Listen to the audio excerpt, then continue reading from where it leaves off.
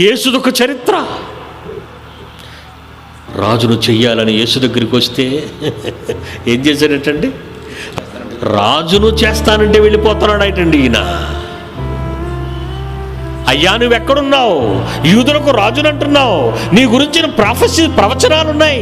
దావీదు వంశములో వచ్చిన వాడవన్నావు, యాకోబు ముద్దులో వచ్చిన వాడవన్నావు, యూదా గోత్ర సింహాన్ని అన్నాడు, రాజులకు రాజు అన్నావు.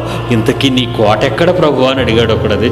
ఆకాశ పక్షులకు గూళ్ళున్నాయి, నక్కలకు బొరియలున్నాయి, నాకు తలవాల్చుకోవటానికి చోటు లేదు.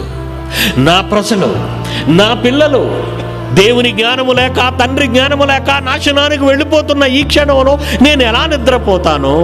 నాకెందుకు కోట, నాకెందుకు సింహాసనం, నేను ఎలా సుఖించగలను? తేనీటి విందులతో అంతఃపురాలలో ఆనందంగా ఉండవలసిన రారాజుగా సర్వలోకాన్ని సృష్టించిన యేసుక్రీస్తు మనుషులు రాజుగా చేయాలనుకుంటే రాజుగా ఉండకుండా వెళ్ళిపోతున్నాడేటండి. ఎంత తెలివి తక్కువవాడు ప్రపంచంలో ఉంటే ఎలా బ్రతుకుతాడు అంటాం మనమైతే. ఏమండి, మనమంతా దేవుని జ్ఞానము లేక నాశనానికి పోతుంటే ఆయనకి ఎందుకండి ప్యాలెస్? ప్రతి క్రైస్తవుడు అలా ఆలోచించగలగాలి.